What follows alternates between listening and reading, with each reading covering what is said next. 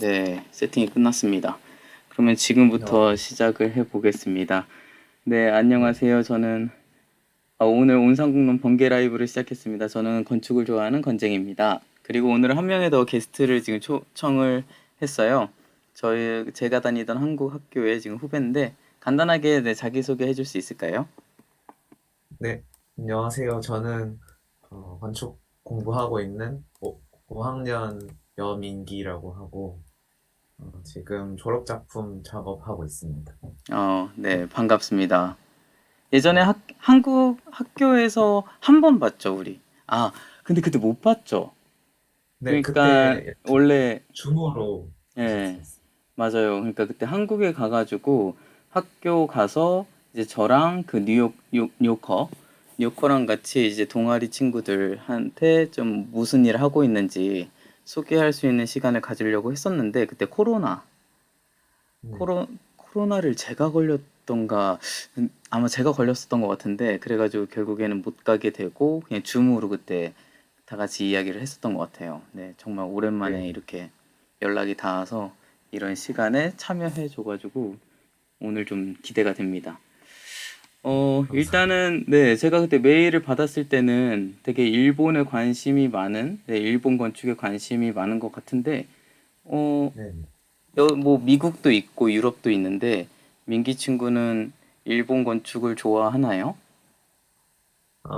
네. 제가 아무래도 일본 건축이 제일 개인적으로는 취향에 맞아서 음, 레퍼런스 같은 거 볼 때도 가장 많이 참고하는 것 같고 그다음에 일본 건축가들 작품이나 어, 약간 일본 건축가들의 계보 같은 게 있는 것도 음, 재밌어서 어, 누구의 제자나 누가 누구의 스승이다 이런 거를 알면서 보니까 또 조금 재밌는 것도 있어서 이런 식으로 좀 즐기고 있습니다.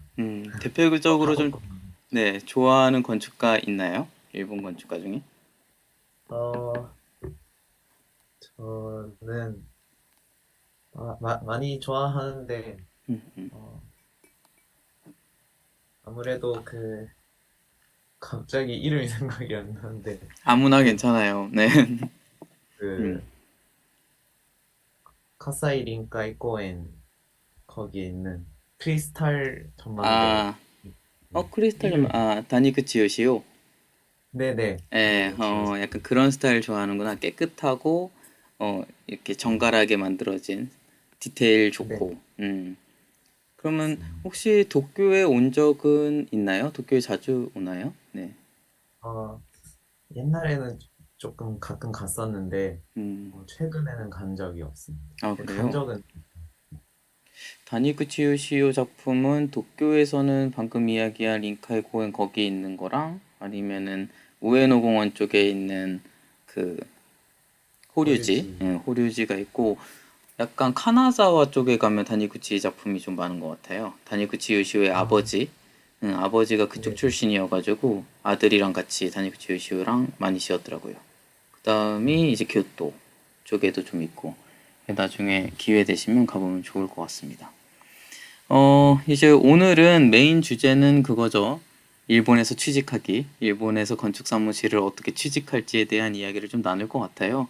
아마 네, 제가 지금까지 그 유튜브에 온상공론에서 올려놨던 영상들을 보면 이제 어떻게 보면 조금 조금씩 다 언급이 된 부분들이 있었을 거예요. 설계 네, 사무실은 어떻고 분위기는 어떻고 뭐 저는 일본에 어떻게 왔고 뭐 일본 설계 사무실의 그 일이 진행되는 방향이라든지 어떤 방식으로 그 클라이언트와 이야기를 하는지 그리고 이제 제네콘 그 시행사 그 큰 네, 시공사 의 경우는 어떤 스타일인지 그런 거를 뭐 조금씩 언급을 했는데 이번에 이제 민기 친구한테 이 메일을 받았을 때 한 번에 이걸 좀 정리할 수 있는 시간이 되지 않을까 싶어가지고 이렇게 유튜브 라이브로 좀 준비를 해봤습니다. 그러면 하나씩 하나씩 좀 봐볼까요? 네, 일단 좋습니다. 네, 6가지의 질문을 제가 받았는데 1번부터 한번 읽어주시면 같이 이야기하면 좋을 것 같아요. 네, 그러니까 첫 번째로 질문 드리고 네. 싶었던 건 이제 한국에서 학부를 졸업한 뒤에 일본에서의 취업 경로나 취업 시기 음. 이런 거에 대해서 질문 드리고 싶었어요. 어, 이거는 그러니까 제가 일본에 온 경우가 아니고 그냥 일반적인 한국 학생들이 이제 일본에서 그렇죠. 취업을 할 수 있는 방법인 거죠. 일단은 네. 한국이랑 일본이랑 가장 큰 차이점은 일본은 한국보다 6개월이 빨라요, 시기가. 네. 그러다 보니까 일반 한국에서 그 대형 설계사 있잖아요. 네. 보통 한국 학생들은 졸업하는 한 여름방학, 이제 네. 1학기가 끝나고 여름방학 때부터 포트폴리오 준비하고 면접 준비하고 이렇게 진행이 되는 것 같아요. 그래서 네. 빠르면은 9월, 뭐 10월 정도에 이제 그 취직이 결정이 되는 것 같은데 일본의 경우에는 4월에 네. 결정이 돼요. 3월, 4월. 그 이유는 일본의 회사들은 보통 계획을 1년 전에 계획을 하거든요. 근데 음. 일본 회사는 4월이 시작이에요. 그러니까 연말 연시 회사의 연말 연시 기준은 4월. 네. 3월에 그 연말 정산을 하고 4월에 네. 이제 시작을 하다 보니까 그 4월 계약 내년에 4월을 계획하기 위해서 1년 전에 신입사원들을 뽑는 거예요. 음. 이제 그렇게 생각을 했을 때 만약에 지금 일본에서 취직을 하고 싶다, 대형 설계 사무실에서 취직을 하고 싶다, 그러면 이미 좀 늦었고요. 그 그렇죠. 네. 다음 연도를 생각을 해야 이제 대형 설계 사무실은 취직 가능한 텀이 있을 것 같고, 물론 이제 네. 하반기도 있긴 한데, 그러니까 이제 약간 정규로 뽑는 게 아닌 인원을 조금 뽑는 그 네. 기간이 있는데 그거에 맞춰서 하면은 기회는 있는데 이제 조금 더 들어가는 틈이 좁다는 음. 거가 있을 것 같고요. 이제 네. 설계 사무실의 얘기를 하게 되면 작은 아뜰리에 개념. 사실 네. 시기가 없어요. 어. 네, 아무 때나 지원을 할 수 있고, 설계 사무실의 경우에는 타이밍인 것 같아요. 제 생각엔. 네, 그래서 음. 이제 포트폴리오가 준비됐을 때 이제 지원을 하게 되고, 하지만 일본 설계 사무실의 경우에는 뭐 예를 들어서 이런 거예요. 면접이라든지 뭐 봤을 때 언제부터 출근을 할 수 있습니까? 라고 했을 때 그 기간을 뭐 빠르면 그 다음날 내일부터 출근 아. 가능하냐라고 하는 사무실도 당연히 있고, 근데 이런 네. 사무실은 정말 작은 사무실이에요. 막 네. 두세 명, 5명 정도가 움직이는.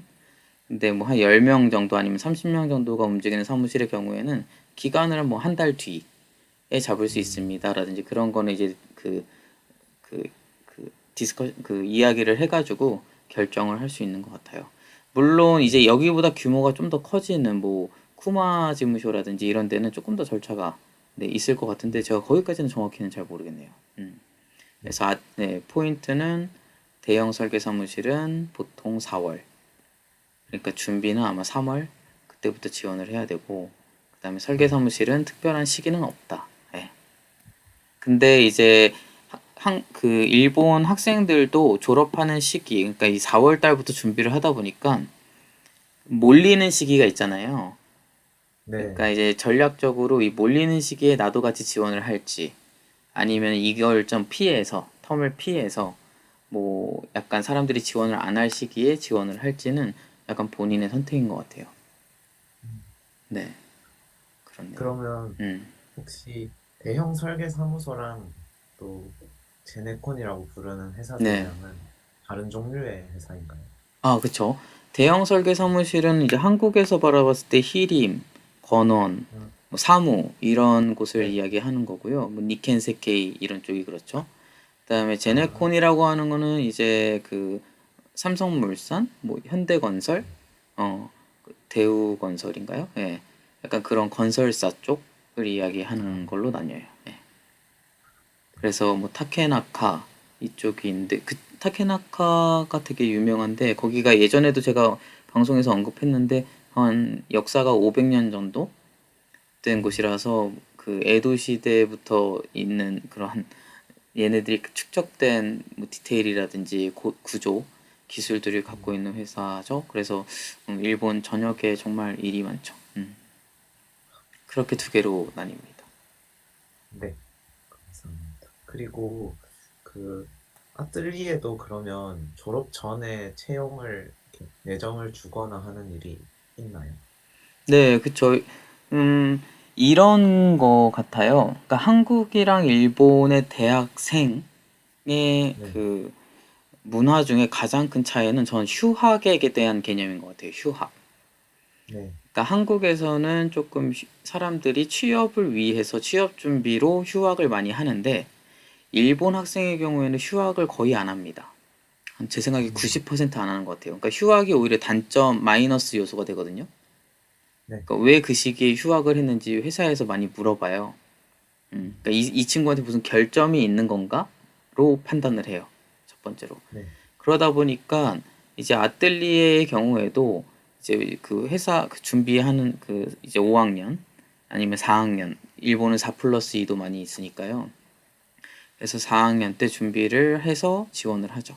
그래서 아뜰리에 음, 가는 친구들은 어떻게 보면 대형 설계사 준비를 끝내고 4, 5월에 끝내고 이제 못 들어간 취직이 좀 안 된 친구들 아니면은 원래부터 아뜰리에 가고 싶었던 친구들은 그 여름방학 이후 이제 9월, 10월, 11월에 준비를 많이 해서 지원을 하는 것 같아요.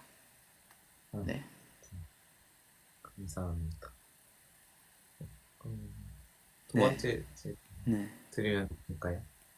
네.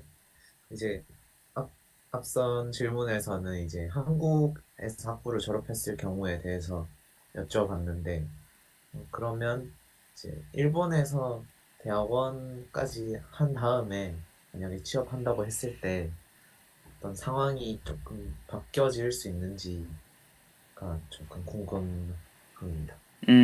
첫 번째는 많이 바뀔 거예요. 그러니까 아, 네. 솔직히 말씀을 드리면 한국에서 바로 일본으로 취직하는 거는 쉽지 않아요. 그러니까 그렇죠. 일본어가 정말 출중하거나 아니면 내가 갖고 있는 특별한 스킬 아니면은 네. 일본 그 설계 사무실에서 한국의 큰 프로젝트를 갖고 있다. 그래서 지금 아, 한국인이 필요하다. 현장에 뭐 네. 투입할.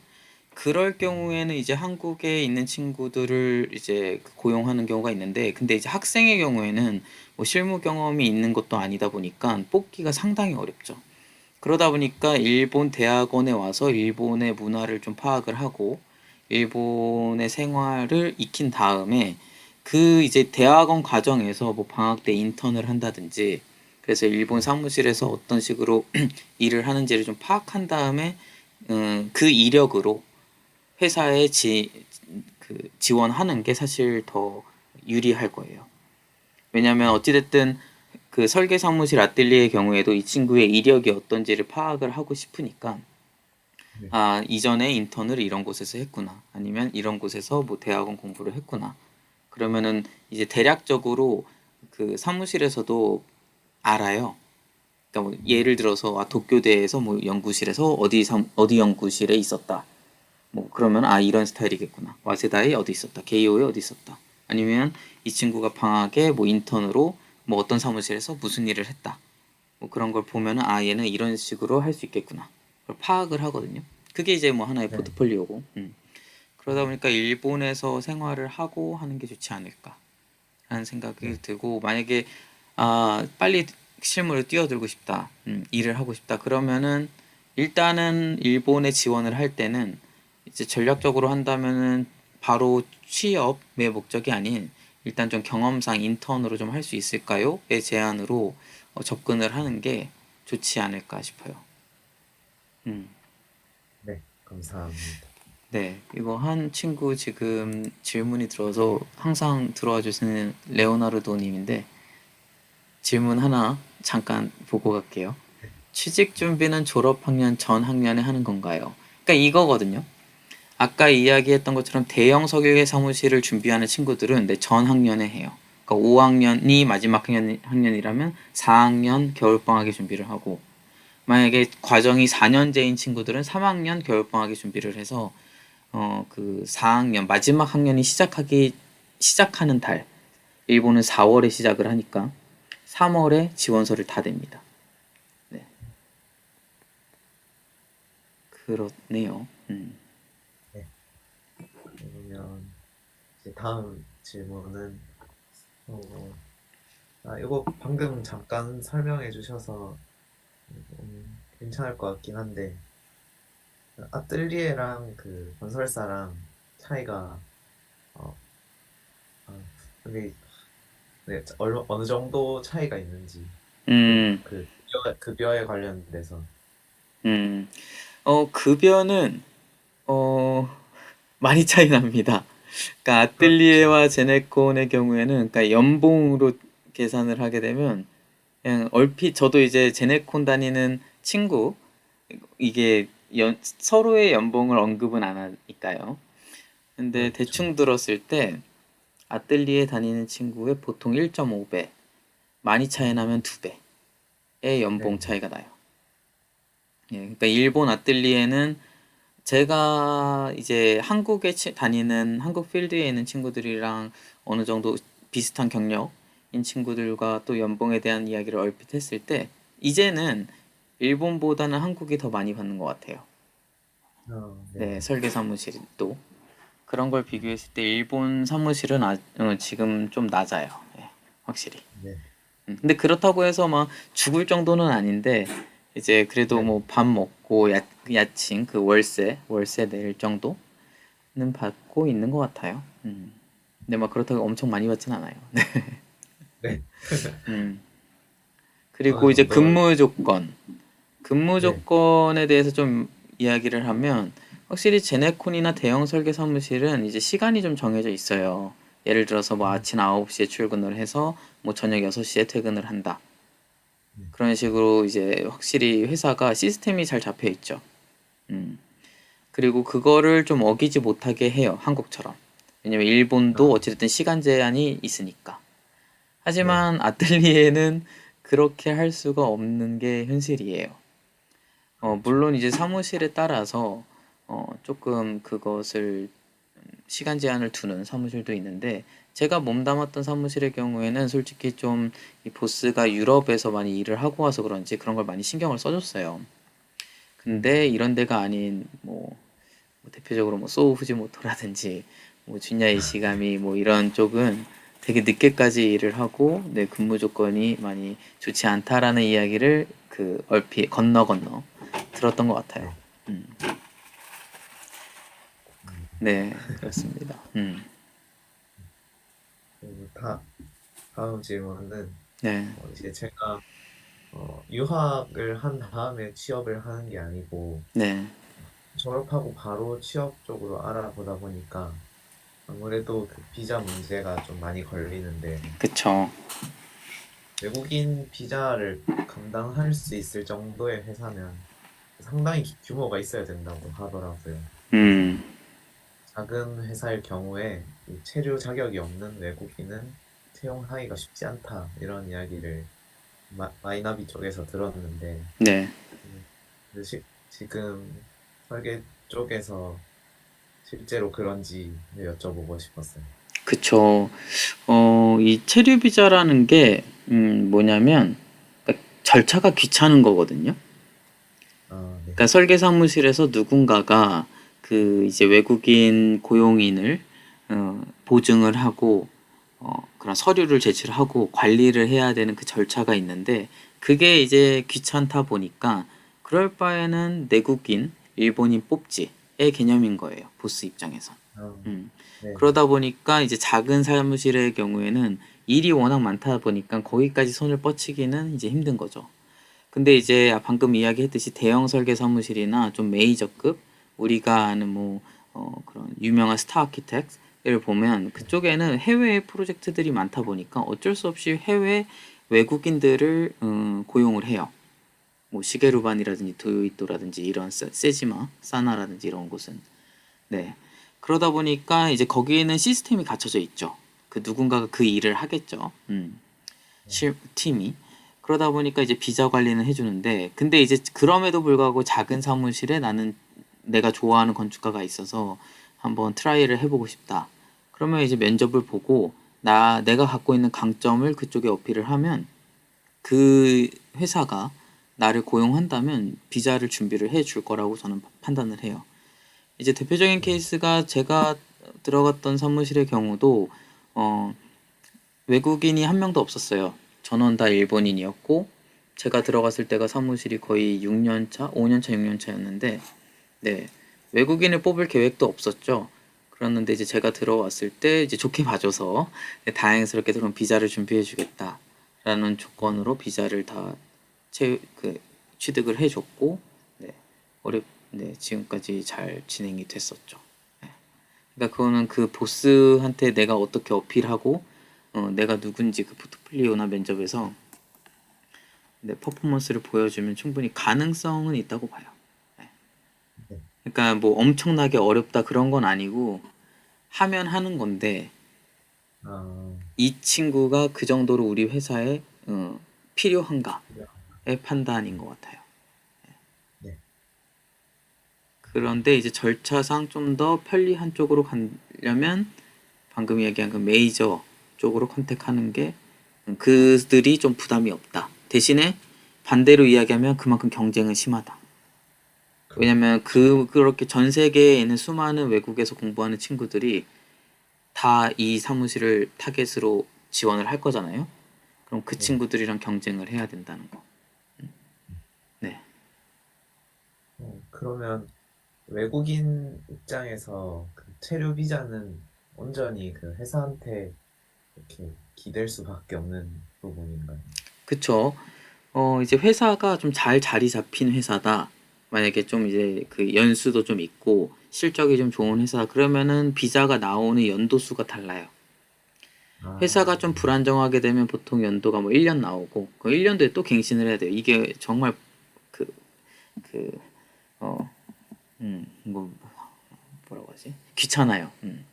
왜냐면 그 다음 갱신 해야 될 때 또 이제 입국관리소 가야 되고 이제 그 서류 써야 되고 돈 내야 되고 입국관리소 가면 하루 써야 되는 거거든요. 하루 종일 기다려야 되고.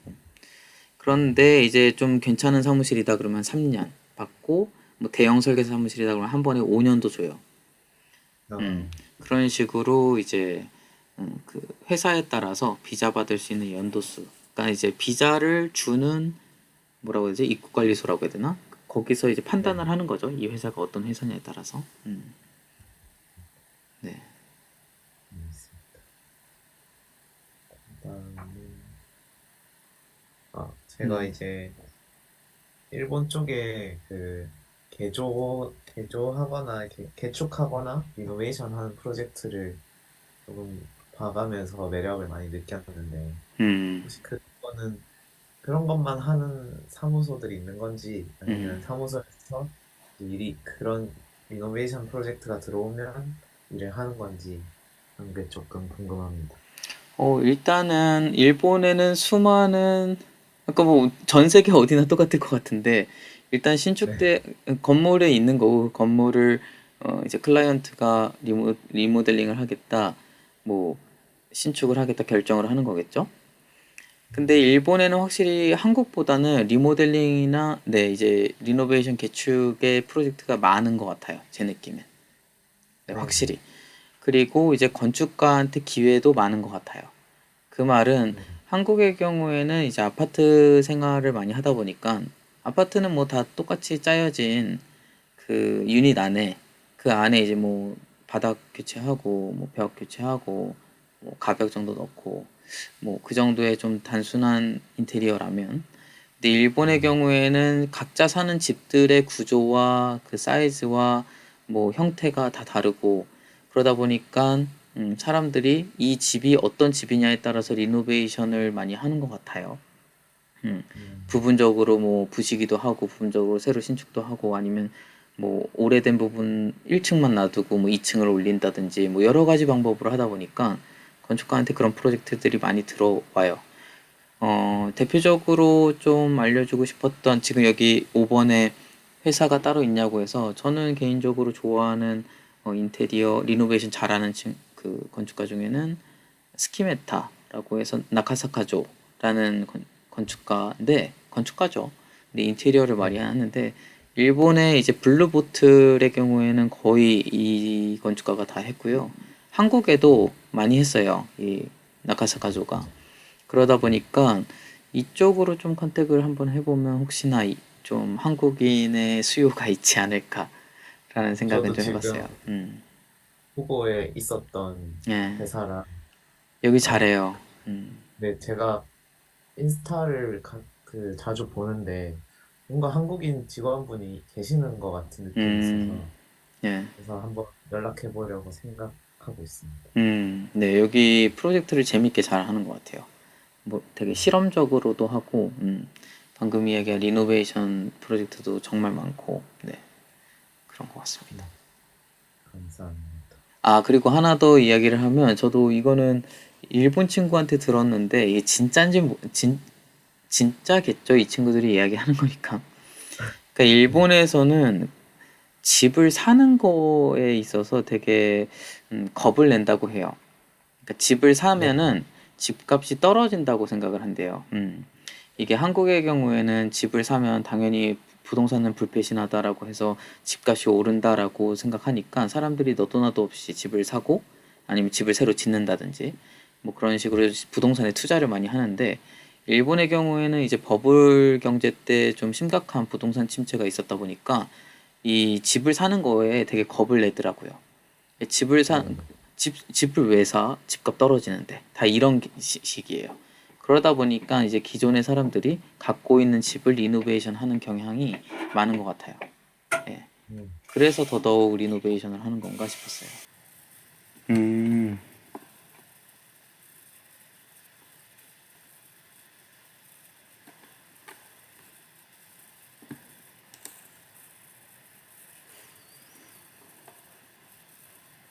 오, 되게 젊네요. KU 출신이네요. 아, 수후지모토에서 일을 했었네요.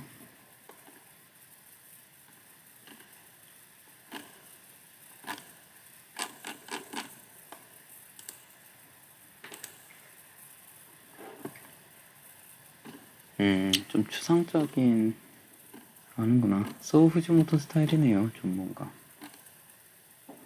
음, 아,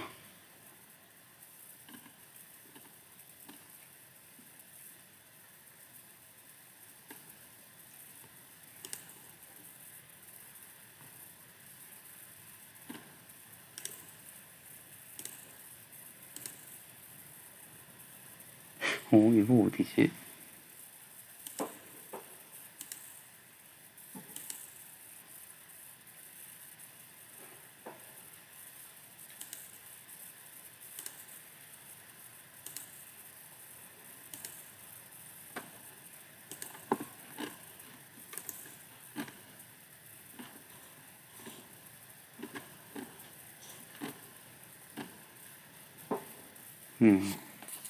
잘 모르겠어요. 처음 보는 건축가인 것 같아요.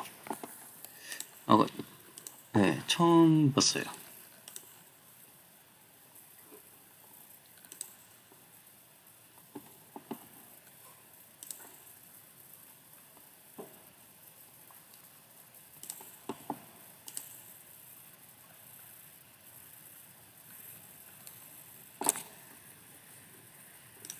네, 주문 다시 오픈을 했습니다. 인기친구 들어오면은 다시 이야기를 할 수 있을 것 같아요.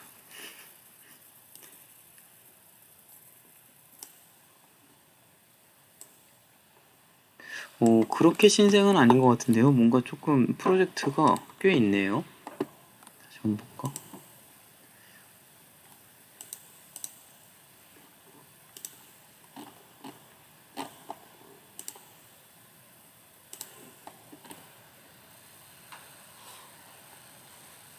네, 2013년에 만들어졌네요. 그러다 보니까 거의 10년 정도 된 것 같은데. 네, 그렇습니다.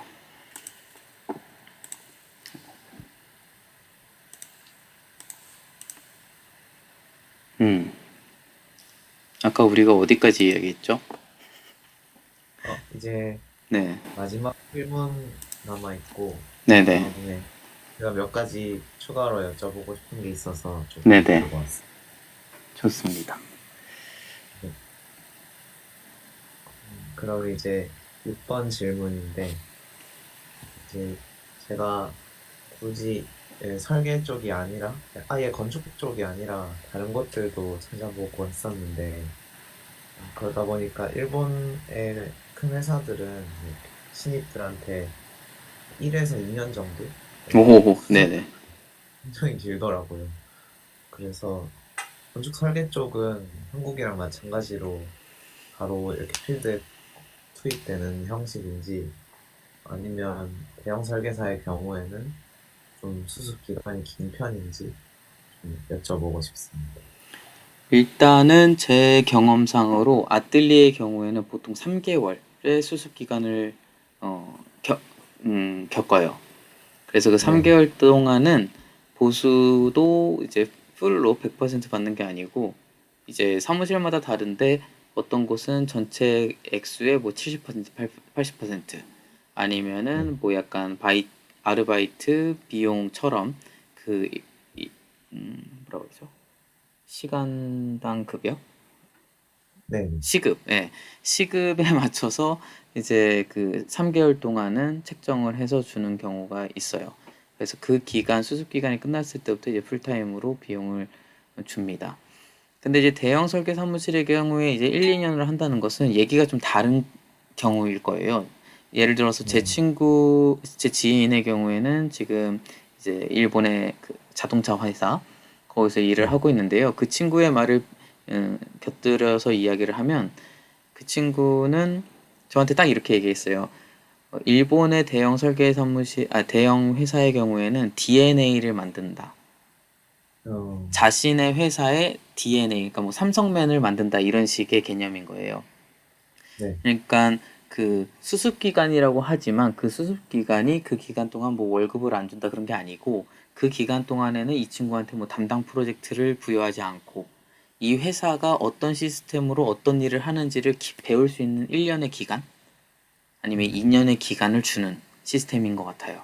제가 느낀 어, 그 친구의 이야기를 들으면 그렇다고 해서 그 네, 친구가 연습 기간은 회사원입니다라고 이야기는 하지 않아요. 그 어, 친구는 풀타임인 거예요. 아마 지금 민기 친구가 들었던 그 연습 기간, 네, 수습 기간의 1, 2년의 이야기는 이런 이야기인 것 같고요. 제 느낌엔. 네, 근데 네, 네, 방금 이야기한 설계 사무실에서 그 3개월 수습 기간은 약간 이 아뜰리에에서는 아뜰리에는 정말 뭐라고 해야 되죠? 시스템이 잘 갖춰져 있는 아뜰리에가 많지 않기 때문에 우리 사무실에 맞는 친구인가를 가려내기 위한 그 테스트를 좀 많이 하는 것 어, 같아요. 그러니까 네, 네, 예, 방금 이야기한 대형은 우리의 삼성맨을 만들기 위해서 키운다의 느낌이라면 아뜰리에의 경우에는 이 친구가 버틸 수 있나? 이 3개월 동안? 예, 약간 그런 느낌의 수습 기간이라고 저는 판단해요. 그래서 네, 이제 대표적 예를 들면 제가 있었던 사무실의 경우에도 이제 신입사원들이 이렇게 그 수습 기간 3개월이 오는데 못 버티고 많이 못 버티고 나가는 친구들이 많이 있었어요. 음, 네, 뭐 짧게는 정말 일주일 만에 나간 친구들도 있고 음, 뭐 길게는 3개월 오버까지도 이제 결정이 안 돼서 3개월이라고 그 수습 기간은 했지만 보스와 이제 그 사무실 내에서도 이 친구를 계속 이어갈지 안 갈지에 대한 판단이 조금 길어져서 예를 들어서 2달만 더 해보자. 그래서 5개월 동안 수습 기간을 한 친구들도 있어요. 그거는 정말 케이스 바이 케이스인 것 같아요. 네. 근데 그러면 보통은 3개월 이렇게, 정도다라고 보면 돼요. 아뜰리. 네. 그러면 일본 경우에도 한국이랑 마찬가지로 이직이 좀 잦은 편인가요? 아, 아뜰리에 쪽에서는. 그것도 이직. 그쵸. 보통 한 3년에서 4년 정도 되면 이직을 하는 친구들이 많이 있어요. 근데 또 어, 하나 다른 것은 독립을 네. 하는 친구들이 많아요, 그 시기.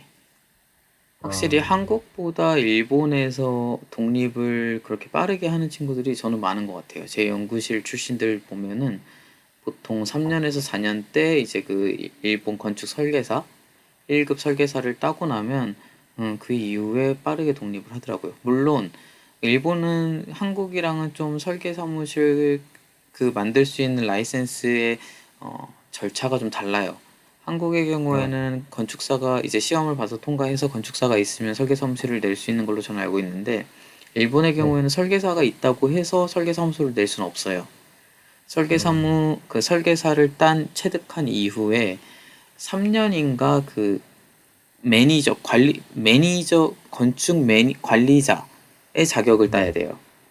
어, 그거는 시험을 보는 건 아니었던 것 같고 무슨 이렇게 수업을 듣고 시간을 채우고 막 이런 거였는데 그게 설계사를 딴 이후 3년이 필요해요. 그러다 보니까 이제 3 플러스 3 하면 6년, 5, 6년이 지나야 이제 설계 사무실을 만들 수 있는데 근데 그러다 보니까 아까 이야기한 그럼 설계사를 따고 나서 바로 독립하는 3, 4년차 친구들은 뭐냐라고 하면 그때부터 약간 인테리어라든지 이제 프리랜서처럼 일을 하거나 아니면은 그 관리자의 그 라이센스가 있는 친구와 파트너로 일을 한다든지 어, 그런 식으로 일하는 친구들도 많고요. 뭐 한 번 정도 이직하는 친구들도 많고요.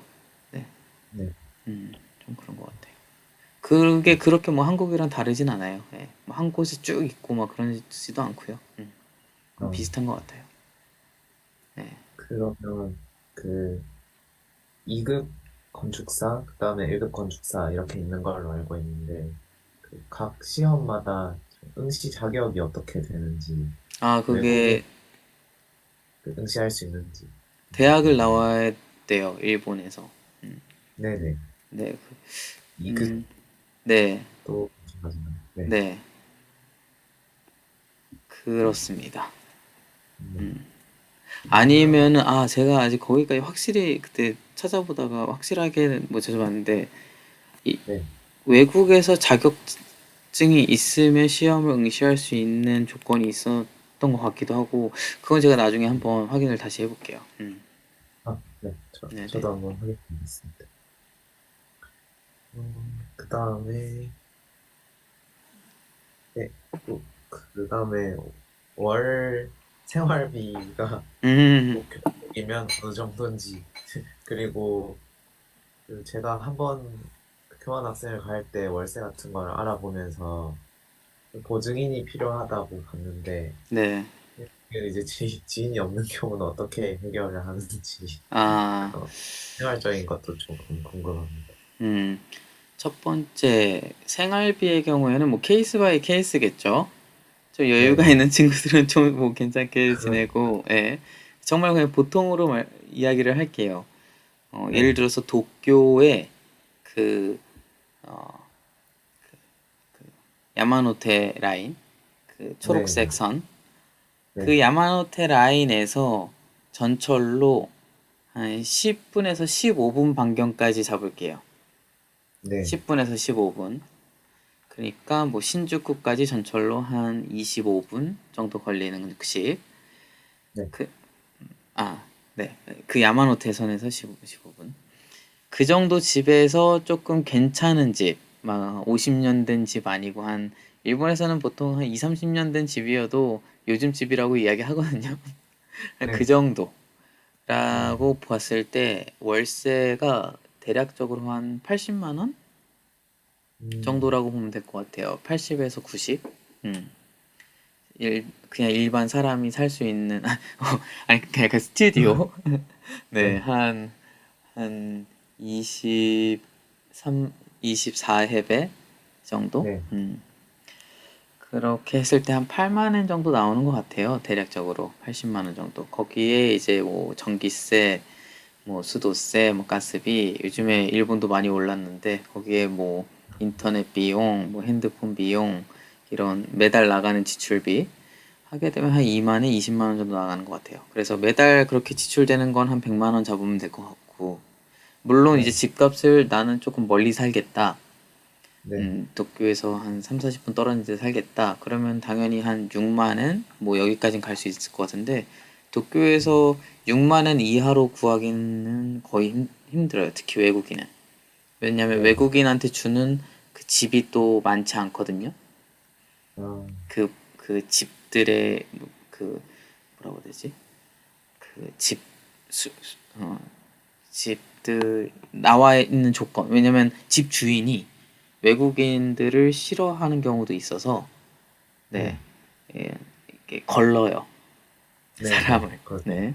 그러다 보니까 이제 네, 한 60만 원 이하로 찾기는 정말 힘들고요. 한 80만 원 정도 잡는 게 보통이고 그 정도 되고 이제 생활비의 경우에는 네, 한국이랑 물가가 뭐 거의 비슷하다 보니까 네, 네. 한, 그쵸. 한 4, 50만 원 잡으면은 그래도 생활하는 데는 문제 없지 네, 않을까 싶고, 이제 거기 플러스로 뭐 자기가 여가 생활, 뭐 여행 다니고 뭐 그런다라고 생각하면 전 될 것 같아요. 네, 감사합니다. 그 네, 다음 그러면, 질문이, 네. 네, 이제, 보증인 아, 보증인. 관련돼서, 네, 그게 보증인의 어떻게, 네, 경우에는 그렇게 막 까다롭진 않아요, 솔직히. 전화 한번 하고 이 사람이 혹시나 큰 잘못을 음, 했을 때 확인할 수 있는 거다 보니까 솔직히 가장 좋은 것은 이제 학교가 가장 좋고요.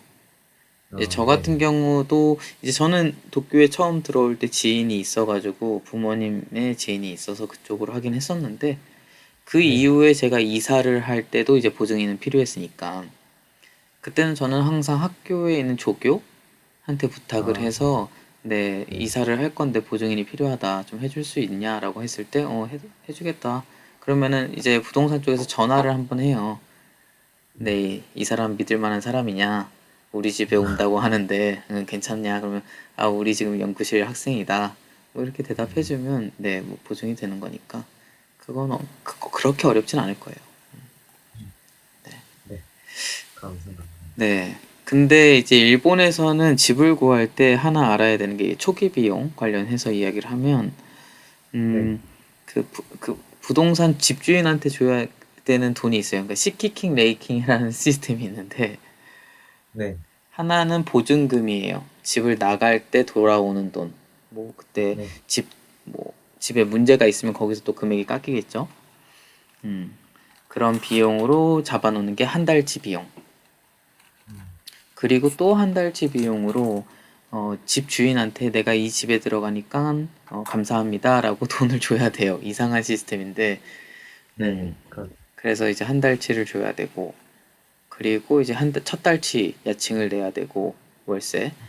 그리고 네, 이제 뭐 열쇠 바꾸는 비용, 클리닝 비용 이런 거를 해야 돼서 처음에 집을 들어가면은 보통 내가 잡은 월세 비용의 4배에서 5배를 줘야 돼요. 아, 부동산 중개료까지 줘야 되니까.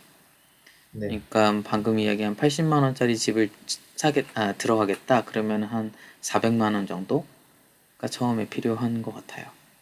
그래서 이 음, 초기 비용을 줄이고 싶다라고 하면은 이제 외국인의 경우에는 기간이 짧다 보니까 쉐어하우스로 많이 들어가요. 네, 네, 예, 쉐어하우스의 경우에는 이제 초기 비용이 없다 보니까 네, 네. 처음 1개월 디파짓이랑 아마 처음 월세만 내면 될 거예요, 아마. 쉐어하우스는. 음, 초기 비용, 아까 말씀하신 거는 그러면 시킹 말고는 다 돌아오지 않는 비용인 거죠. 그쵸. 음, 네, 돌아오지 않는 돈이에요. 음, 그렇습니다. 보증금 개념이 없는 건, 네, 일본은 좀 그래요. 일본이 그런지 한국이 오히려 특이한 것 같아요. 부동산 시스템이. 네, 전세도 그런 것 그렇고, 같아요. 예. 한국 보증금이 워낙 세다 보니까. 그렇습니다. 네. 음, 네.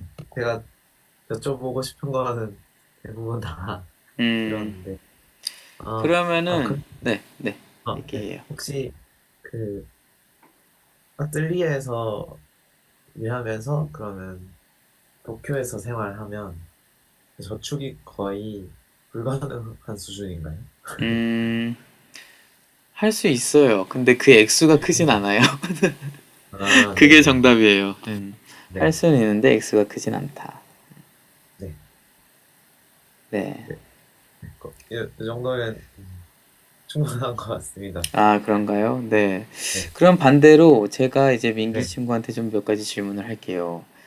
네. 왜냐면 지금까지 질문을 준 건 1번부터 6번 아니면 추가적인 질문들은 네. 조금 제가 느끼기에는 너무 현실적인 질문들인 것 같아요.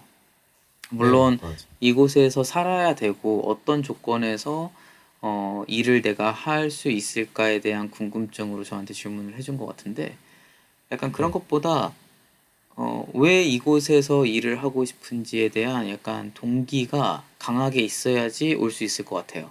왜냐면 아, 해외에서 일을 한다는 것은 솔직히 이제 한국에서 일하는 것보다는 몇 배의 리스크가 좀 있다고 봐요.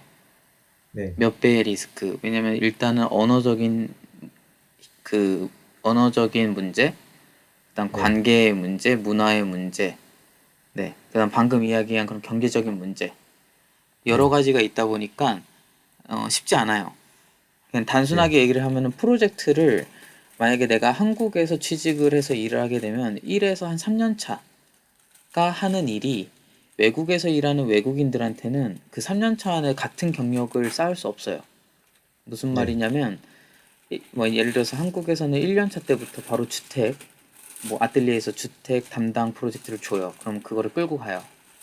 뭐 네, 현장도 보고 막 하니까. 하지만 외국인의 경우에 1년 차 때부터 그렇게 담당 프로젝트를 큰 걸 주는 경우는 거의 없어요. 일본어를 유창하게 하지 않는 이상, 원어민급으로 하지 않는 이상. 이 말인즉슨 항상 서포터인 거예요. 나는. 네, 그래서 내가 이제 2년 차, 3년 차 때 이 사무실에 있는 모든 거를 모든 것도 아니죠. 뭐 어느 정도 습득을 해서 보스가 쟤한테 프로젝트를 맡길 수 있다라고 하면 2년 차나 3년 차 때 프로젝트를 줘요. 그러면은 한국에 있는 친구들보다 나는 2, 3년이 늦는 거예요. 어떻게 보면. 네, 그 친구들이 이미 막 주택 프로젝트도 막 끝냈고 이랬는데. 근데 그런 걸 감수하고 이제 외국에 오는 거거든요. 저는 그렇게 보거든요. 그러다 보니까 건축을 할 때 이 강한 모티베이션이 없으면 저는 외국으로 오는 건 솔직히 추천은 안 할 것 같아요, 이제는. 네. 네, 그랬을 때 민기 친구는 그런 부분에서의 그런 강력한 모티베이션이 일본 건축에 있는 건지가 궁금했어요. 아, 네, 그러다 보니까 솔직히 저는 돈은 신경을 별로 안 쓴 케이스예요. 방금 막 저축 네, 그런 거 이야기를 했잖아요. 그거는 네, 크게 그거는 약간 후자인 거예요, 어떻게 보면. 왜냐면 전자는 이 일본 건축을 난 배워야 됐고, 네, 네, 일본에서 이 건축 관련된 많은 경험을 쌓고 싶어서 온 거였으니까 그런 저축이나 그런 건 사실 후자였어요. 좀. 음, 네. 네. 음. 저는, 우선은 조금 큰 미래는 만약에 일본으로 간다고 했을 때 제가 생각했던 거는 그렇게 깊게까지 생각은 못 했던 것 같아요. 음. 저는 우선은 일본어라는 스킬을 음. 음. 가지고 이걸 이제 좀 활용해야 하는 게 좋을 것 같다고 항상 생각을 가지고 있었던 것이고, 그 다음에 어, 좀 일본에서 이제 건축을 하면서 좀 생존이 가능할까? 쪽 네네네. 문제만 좀 몰두해 있었던 탓에 음. 이 음. 비전에 관해서는 크게 생각을 안 하고 있었던 것 같아요. 음. 일단 그 생존에 있어서는 어떻게든 사라져요. 네네. 그러니까 저 같은 경우도 이제 건축 설계 사무실을 하면서도 여러 가지 일을 합니다. 건축 네네. 설계만 하진 않아요, 저도. 네, 음, 정말 뭐 과외를 할 때도 있고, 아니면은 네. 정말 뭐 간단한 디자인, 뭐 로고 음, 디자인이라든지 뭐 약간 개인적인 일로 일을 할 때도 있고, 막 그런 네. 식으로 하다 보니까 생존은 솔직히 할 수 있어요. 어떤 방식을 해서라도. 예. 네. 근데 이 사람이 확실히 그 약간 내가 힘든 이 길을 선택한 거다 보니까 왜냐면 네. 현실적으로 이제 뭐 한국에서 봤을 때는 저 친구가 유학을 하고 뭐 외국에서 일을 하니까 되게 어떻게 보면 되게 꿈처럼 뭔가 좋은 곳에서 저런 좋은 경험을 하니까 좋게만 바라볼 수 있지만 현실에 와서 이 외국에 나와서 산다는 것은 정말 치열한 경쟁이 전 있다고 보거든요.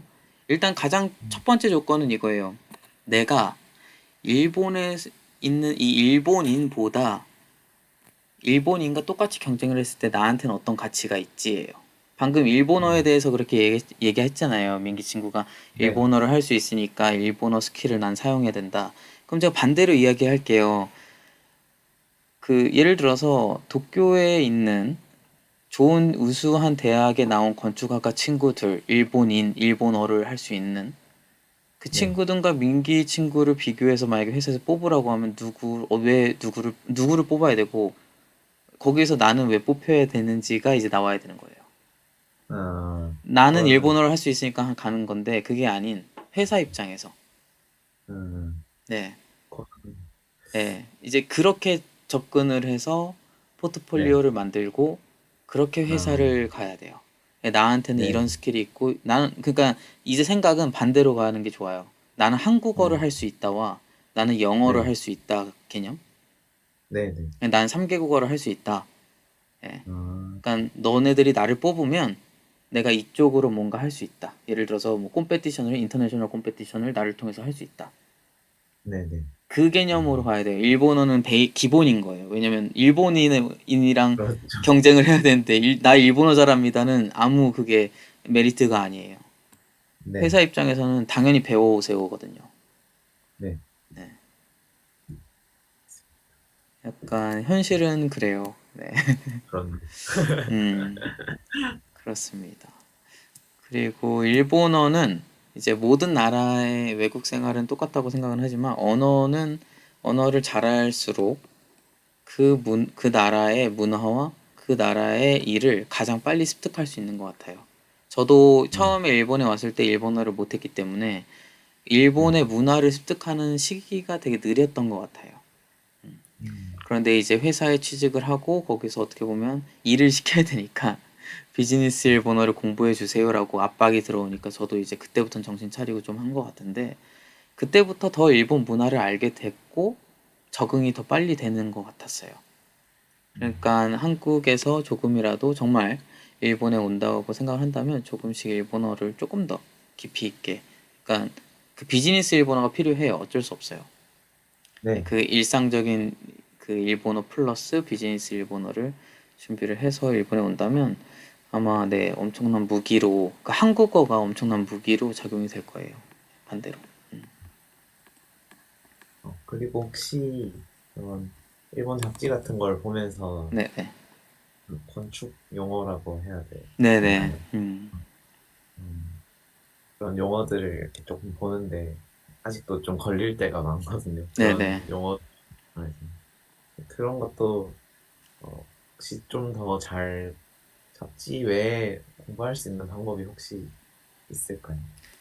잡지 좋고요. 그 신건축이라든지 뭐 그 A 플러스 U 얘기하는 거죠. 플러스 이걸 아마존에서 살 수 있나? 잘 모르겠는데 일본의 그 네. 디테일 책이 있거든요. 아, 네네.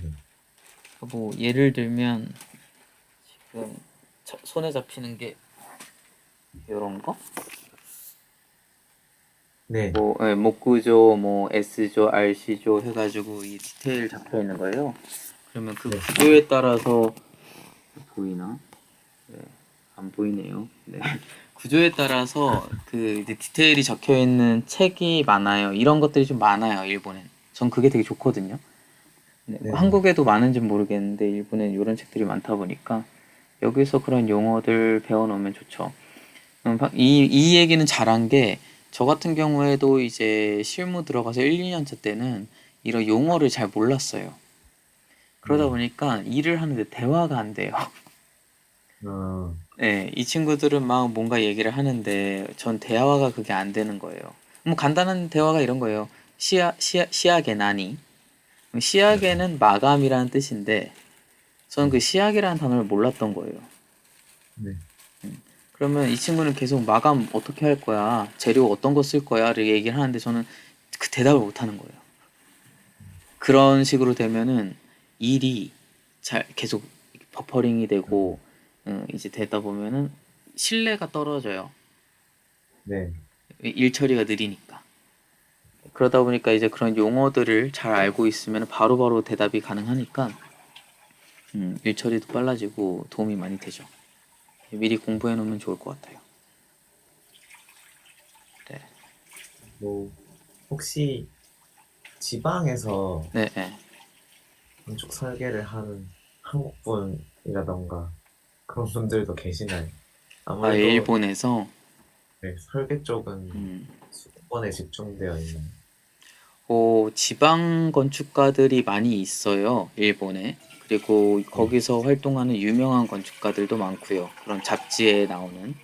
근데 네. 어, 일단 일본에서 활동하는 한국 건축가, 자기 이름을 걸고 하는 한국 건축가를 제가 본 적이 없어요, 아직까지. 아, 네.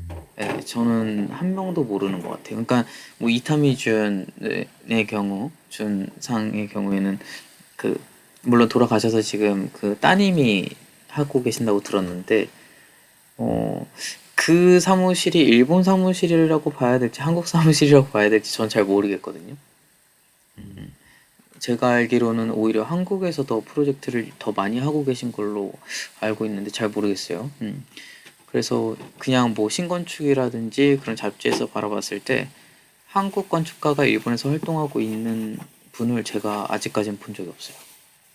음, 예.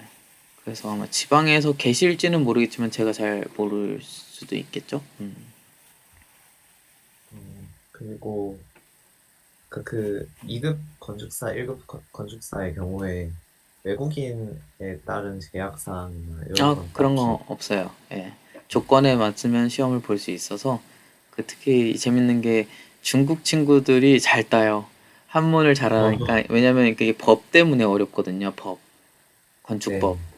이게 어려운데 중국 친구들은 한문을 잘해서 금방금방 따더라고요. 보면 깜짝깜짝 놀랐는데 여기서 잠깐 댓글들이 몇 가지 있어서 잠깐만 좀 짚고 넘어갈게요. 네. 음, 네, 타로 이가라시 교수님이 쓰신 일본 현대 건축가들에 대한 책 아시나요? 되게 제가 모르는 책들이 되게 많네요. 되게 부끄러워지는. 되게 여러분들이 알고 있는 책들이 정말 많네요. 네, 제가 이 책은 좀 찾아보도록 하겠습니다. 음, 그리고 네, 다시 올라오기는 네, 제가 이 오늘 그 라이브가 끝이 나면 일단 올린 다음에 다시 좀 수정을 해서 어, 그 라이브 방에 올려놓도록 하겠습니다. 음, 일본 내 유명 건축가가 선도한 소규모 건축물 설계 수주 트렌드가 아직 시장 지배적인지 엿보고 싶어요. 소규모 건축물 설계 수주 트렌드가 시장 지배적이냐? 어, 이게, 음,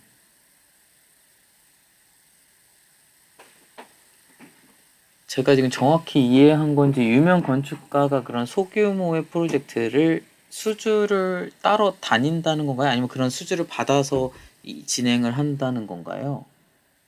그래서 그게 지금 그 필드에 많이 활 움직이고 있는 거에 대한 질문이 맞나요? 제가 정확히 이해하고 있는 거 맞나요? 그거를 다시 예.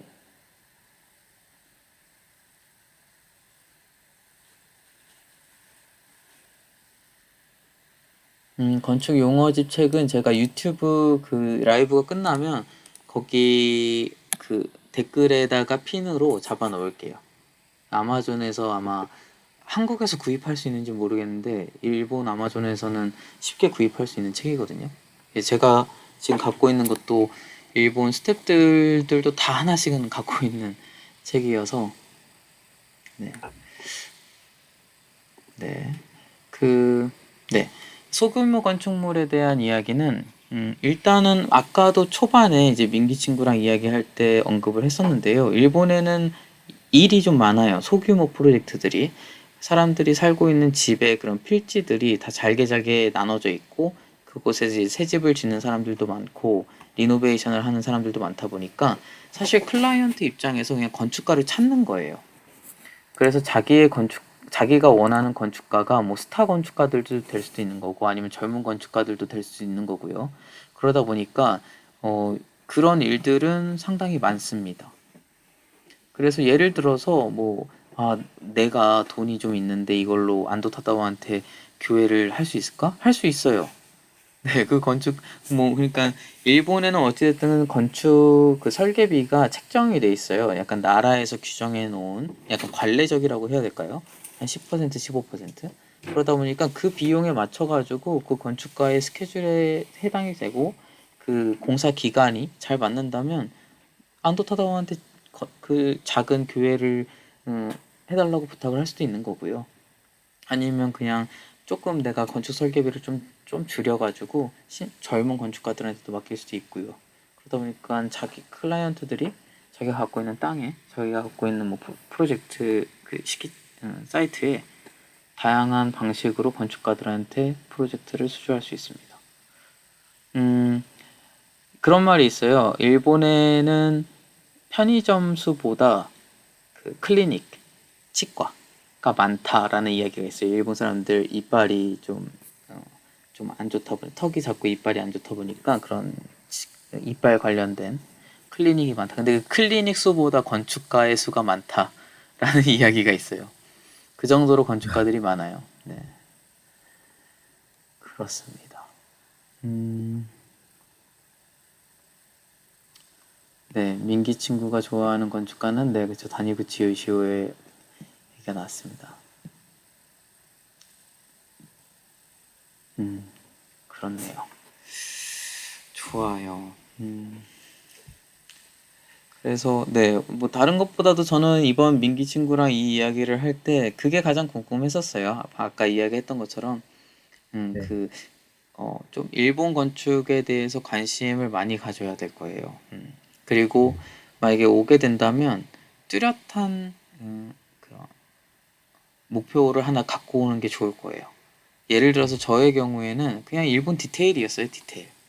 저는 네, 일본의 건축 문화, 뭐 그런 것도 조금은 궁금했지만 다른 것보다도 일본의 디테일이 또 세계적으로도 디테일이 좋기 때문에 유명해진 거 아닐까?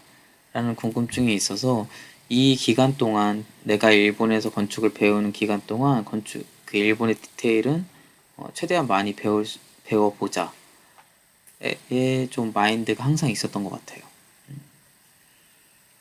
근데 다양한 그 갈래는 있는 것 같아요. 일본의 뭐 디테일, 뭐 사람들이 매번 뭐 지진 관련돼서 뭐 튼튼하다, 뭐 막 그 얘기를 많이 하는데 그것뿐만 아니라 뭐 디자인이면 디자인적인 면에서도 출중하고요. 아니면 뭐 재료면 재료, 그리고 방금 얘기한 디테일이면 디테일, 아니면은 뭐 사회적인 기여, 사회적인 공헌 건축 그런 것도 많이 있고요.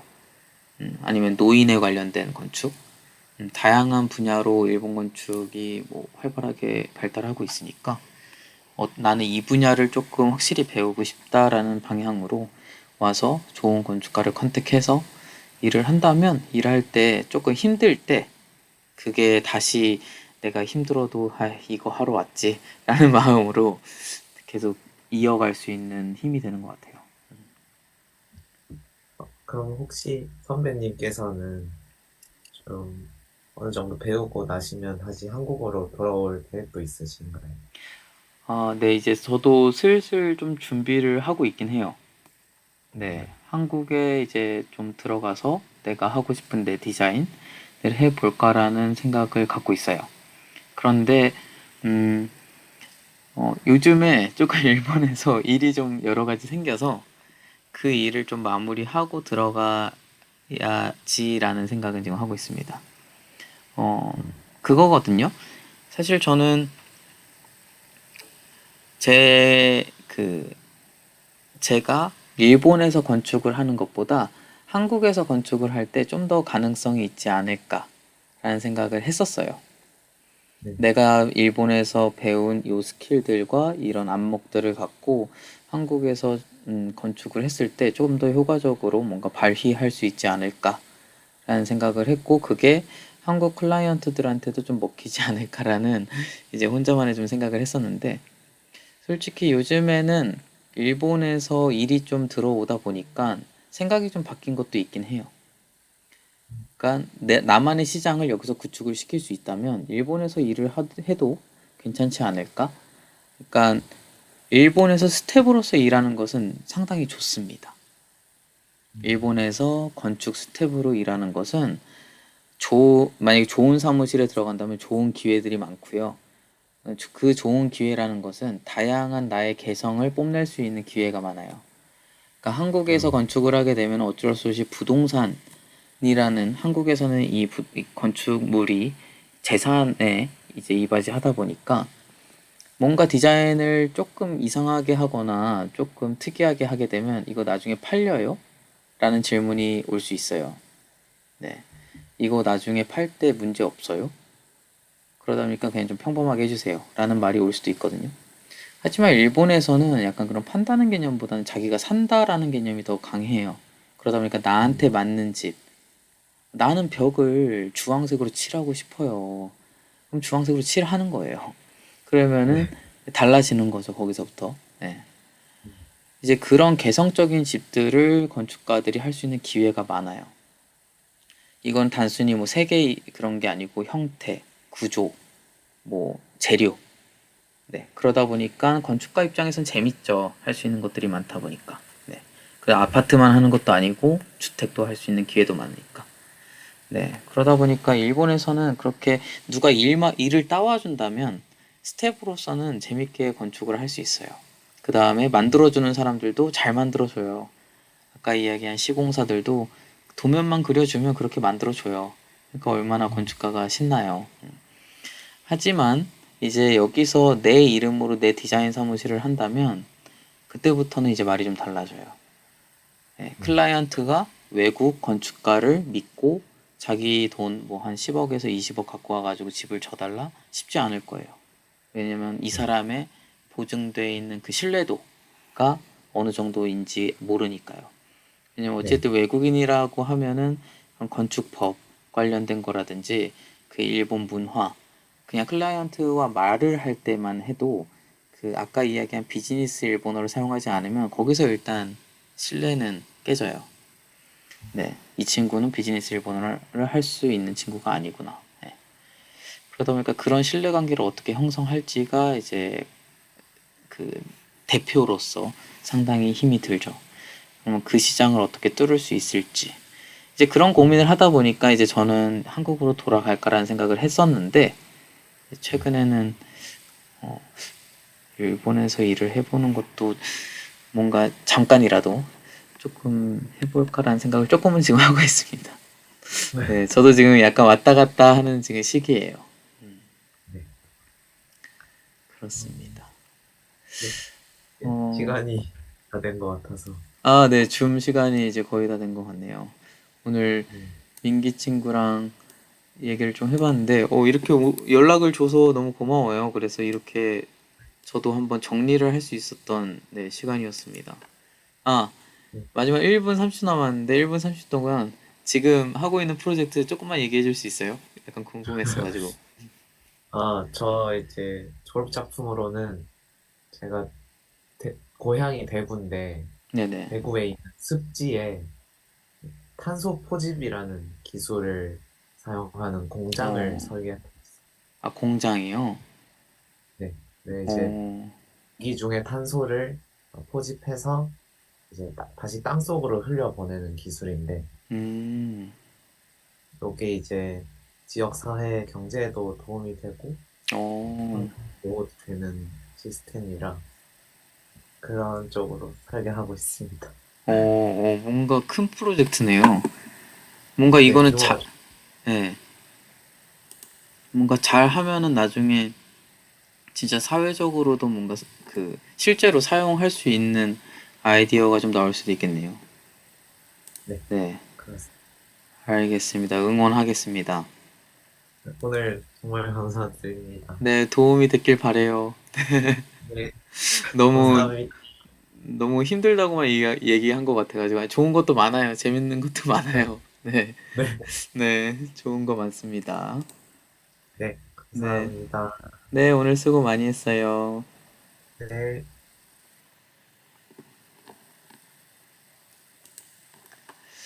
네, 그렇습니다. 민기 친구가 제가 일본에 있는 동안 민기 친구가 일본에 올 수 있을지 되게 기대가 되네요. 제가 먼저 한국에 갈지, 민기 친구가 먼저 일본에 도쿄로 올지 궁금합니다. 아마 오늘 라이브는 네, 9시 50분에서 10시쯤에 마무리가 될 것 같아요. 그래서 지금 한 30분 남았는데 30분 동안은 지금 계신 분들이랑 좀 이야기를 나눠볼게요. 질문의 수준이 너무 높아서 제가 대답을 못하는 경우가 너무 많은 것 같네요. 한번 볼게요. 네. 음, 제 인턴에 대해서도 한번 인턴이요. 네, 한 번에 쫙 이야기를 해볼게요. 잠시만요. 일본 내 중목 구조재, 철물 개입이 커지는 것 같던데 특히 파나소닉 같은 대기업이요. 수요가 있다고 봐서 일본 중목구조 전문 기업이 하나 들어온 것 같은데 다른 것보다 레이아웃에 대한 거부감 댓글이 많더라고요. 레이아웃? 어떤 레이아웃이요? 그 배치에 대한 레이아웃을 이야기하시는 건가요?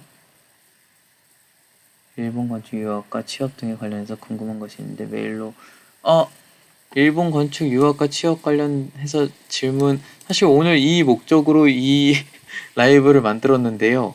오늘 이 1번에서 6번 이외에 질문이 있으시면 내 메일로 주시면 제가 아는 범위 안에서는 네, 대답을 해드리겠습니다. 아, 배치요. 그쵸. 왜냐면, 네, 이 레이아웃 관련된 이야기만 하고 나서 인턴 이야기가 좀 길어질 것 같아서 한 번에 이야기를 할게요. 레이아웃의 경우에는 사실 제가 느끼기에는 치수인 것 같아요. 치수. 그, 일본 중목 구조의 경우에는 다 치수가 좀 정해져 있어요. 예를 들어서 하나 그 간격이 뭐 910, 그리고 나무의 크기. 그러다 보니까 그 치수에 대해서 약간 인지하지 못할 경우에 이제 그 일반적으로 배치를 하게 되면 치수가 다 안 맞다 보니까 공사 비용이 많이 올라갑니다. 그러다 보니까 그냥 단순한 예로 제가 이제 중목 구조, 그러니까 목 구조죠. 그것을 설계를 할 때 이 치수에 대한 개념이 제가 좀 없었어요. 처음에 일을 할 때. 그러다 보니까 저는 이제 사람이 살기 좋은 방식으로 사람이 많이 사용하는 방식의 치수를 잡았었는데 뭐 일을 하다가 뭐 깨졌죠. 엄청 깨졌죠.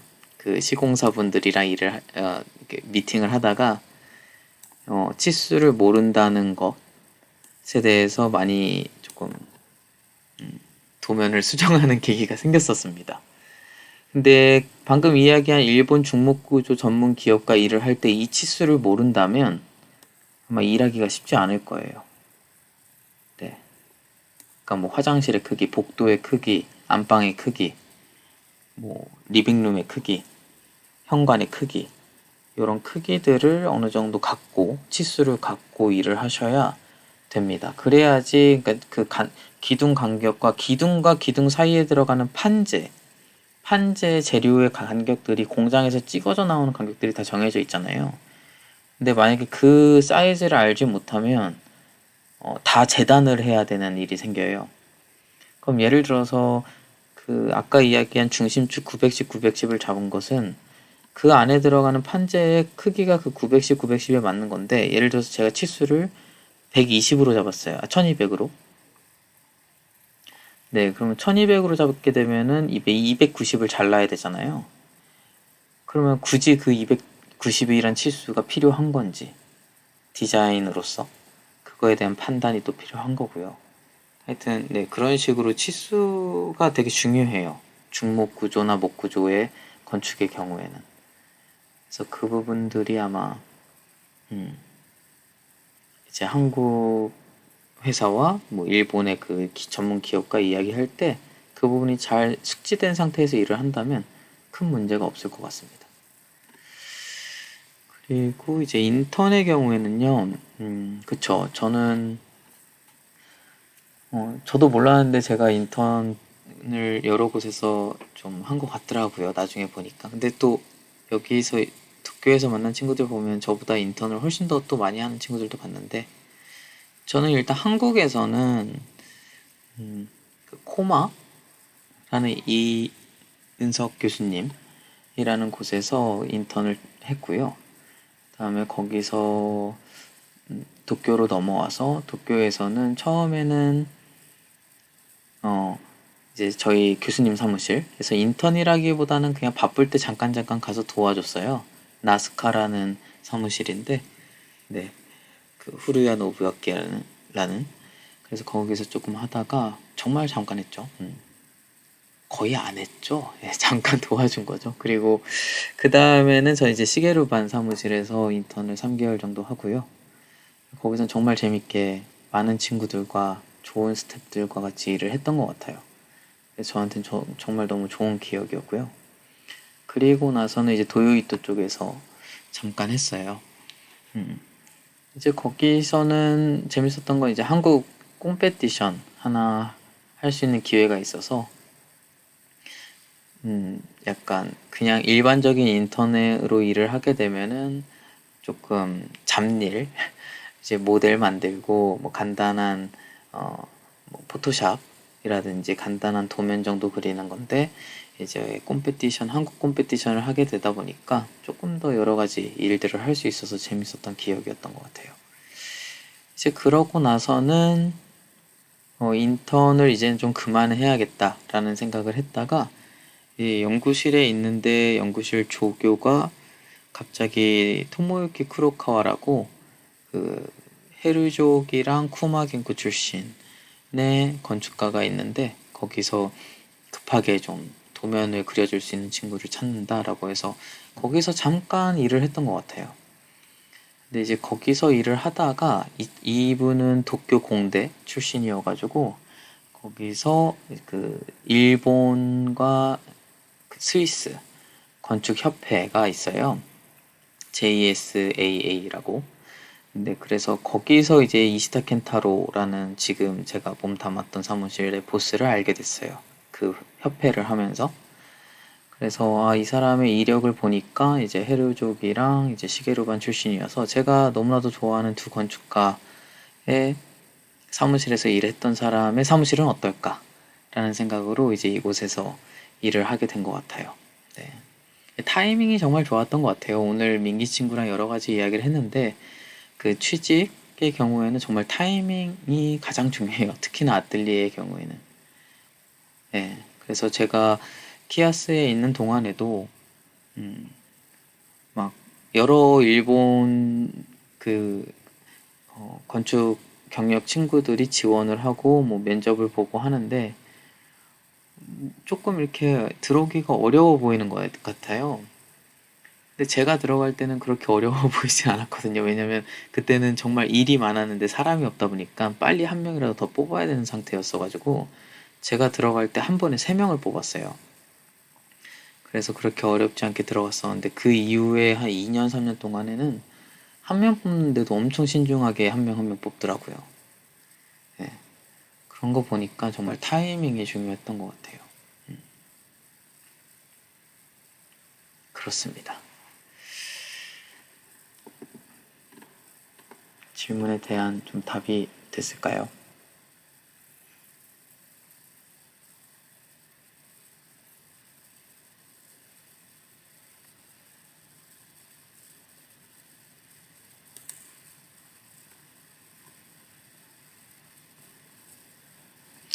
그 메일 경우에는 제 그 건쟁이 메일이 아마 채널에 있을 건데 글로 보내주시면 됩니다. 한국 대학에서 인턴을 가려면 어떻게 하는 게 좋을까요? 일단 일본어가 가능하다면 크게 문제가 없을 것 같은데, 일본어가 가능하지 않다면 메이저급으로 지원을 하는 게 가능성이 커요. 네. 그래서 왜냐면 메이저급으로 해야 영어로 보통 대화를 할 수 있거든요. 그래서 그쪽으로 지원을 하는 게 좋고, 인턴을 할 때는 두 가지 방법이 있는데요. 그러니까 포트폴리오를 보내야 되는 건데, 포트폴리오를 바로 보내냐 아니면 지인을 통해서 보내냐인 것 같아요. 그래서 그 사무실에 바로 보내서 포트폴리오 보내서 기다리는 거. 근데 생각보다 그렇게 잘 봐주질 않아요. 예, 왜냐면 수많은 사람들이 전 세계에서 그 포트폴리오를 보내다 보니까, 네. 그러다 보니까 이 보통 이런 메이저 쪽에서 인턴으로 오는 사람들의 포트폴리오는 3메가에서 5메가로 축약한 거 봤잖아요. 근데 그 3메가에서 5메가로 축약한 포트폴리오를 만드는 것도 실력이라고 보거든요. 사실 그 아이폰 하나로 사진을 찍어도 요즘에는 1.7메가 정도 나오는 것 같은데, 3메가에서 5메가로 되는 내 포트폴리오에 뭐 5장 아니면 많으면 10장에서 20장 정도를 만든다고 했을 때 그 안에 얼마나 임팩트 있게 나의 아이디어를 집어넣을 수 있을까. 네. 이제 그걸로 승부를 봐야겠죠. 그게 첫 번째고, 정면 돌파인 걸로 포트폴리오 한 10장에서 20장 정도 3메가에서 5메가 만들어서 보내는 거. 두 번째는 지인 찬스죠. 지인 찬스가 가장 빠르죠. 사실 일본 문화는 어쩔 수 없이 그 커넥션이 너무 강력한 사회라서 커넥션으로 인턴 지원하는 게 가장 빠른데, 이 커넥션이라는 것은 어떻게 보면 자기의 실력이나 자기의 그 건축에 대한 흥미가 보장이 돼 있어야 돼요. 그래야지 소개해주는 사람의 입장에서도 소개를 해줘도 크게 무리가 없을 것 같거든요. 특히나 외국에서 온다고 하면, 외국에서 오는 친구들은 비행기 값도 내야 되고 3개월에 뭐 비자를 못 받으면 3개월 동안 여행 네, 여행 비자로 와야 되는데, 그럼 거기에 대한 생활비 뭐 그런 게 있다 보니까 큰 결정으로 오는 거잖아요. 일본에 있는 친구들에 비해선. 그러다 보니까 이제 회사에서도 어떻게 보면 좀 부담이 될 수 있어서 이 친구를 왔을 때 잘 일을 시킬 수 있는 어느 정도의 그런, 이 친구가 갖고 있는 스킬도 좀 좋아야 되고, 그런 모티베이션, 동기부여도 좀 좋아야 시너지가 잘 나오는 것 같아요. 그렇지 않으면은 그 자기가 돈을 그렇게 투자해서 왔는데 정말 아무 일도 안 하고 3개월 보내고 돌아가는 친구들도 많죠.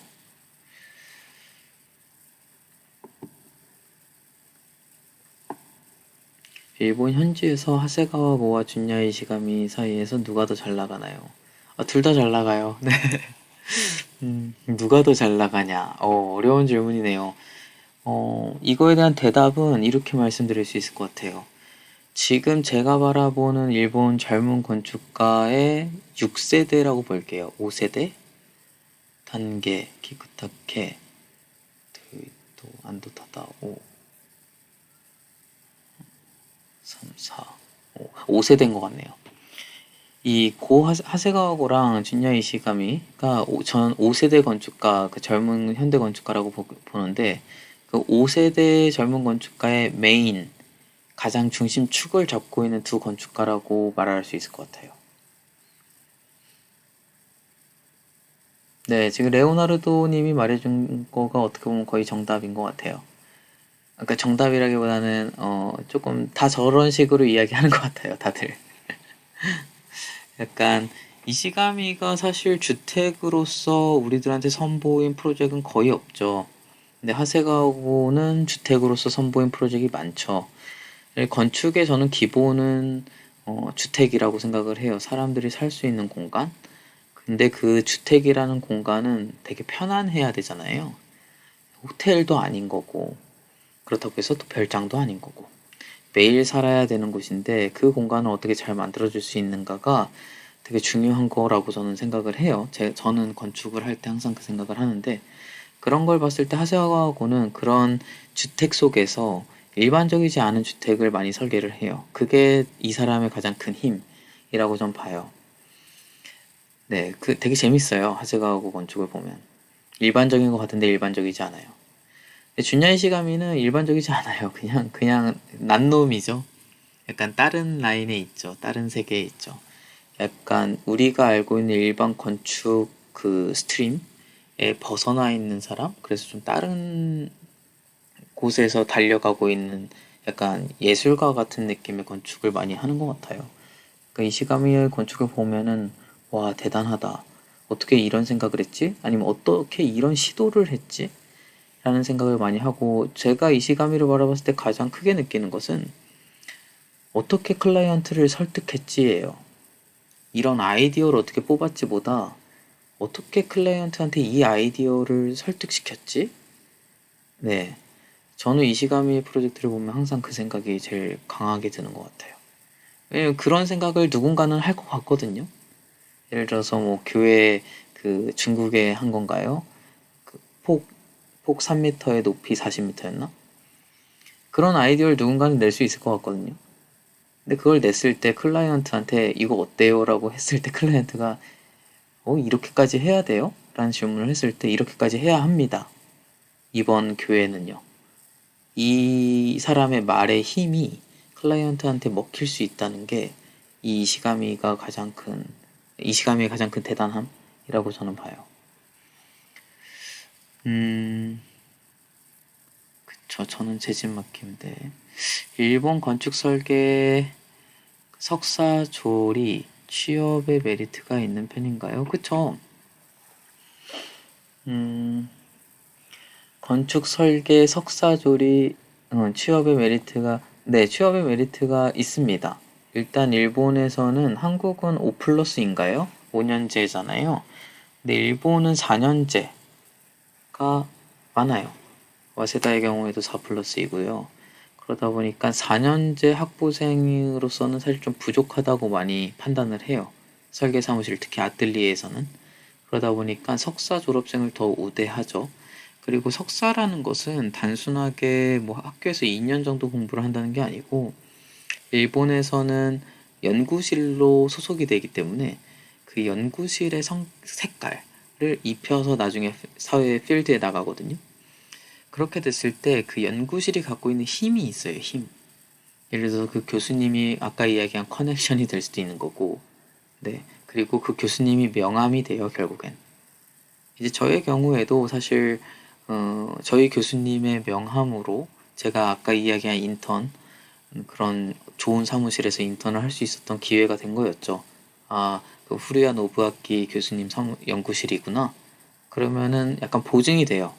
그 연구실 출신이라고 하면은, 아, 이 친구는 이 정도는 할 수 있을 거다라는 보증.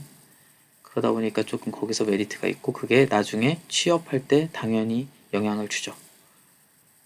심지어 제가 면접을 갔을 때 저희 보스 그 사무실 면접 처음에, 아, 그, 그 건쟁이 연구실 출신은 이게 되게 뛰어나더라. 그냥 그렇게 바로 저한테 이야기를 하더라고요.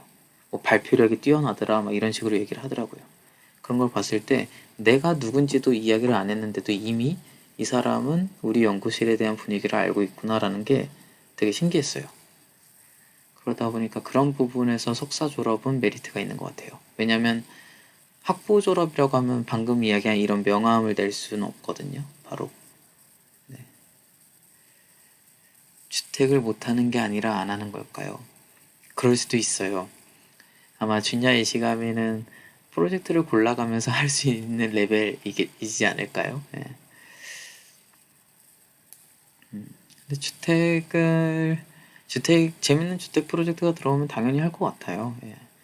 건축가라면 주택을 하기 싫어하는 건축가는 저는 별로 없다고 보기 때문에, 네, 그렇습니다.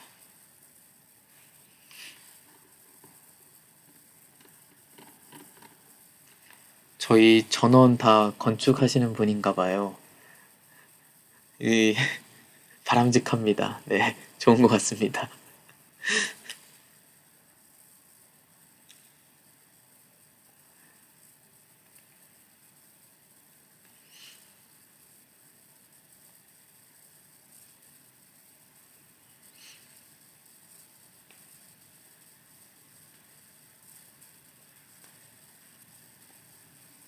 혹시 또 궁금하신 거 있으신가요?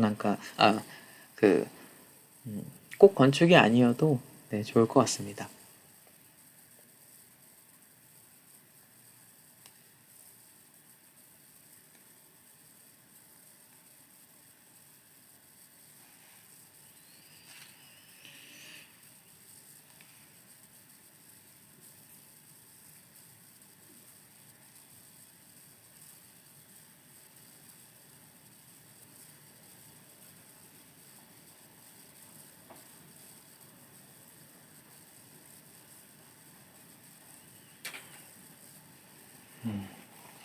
근대 건축물 리노베이션에 관심이 많은데 일본에 여러 사례가 있긴 합니다만 좋아하시는 것이 어떤 것이 있나요?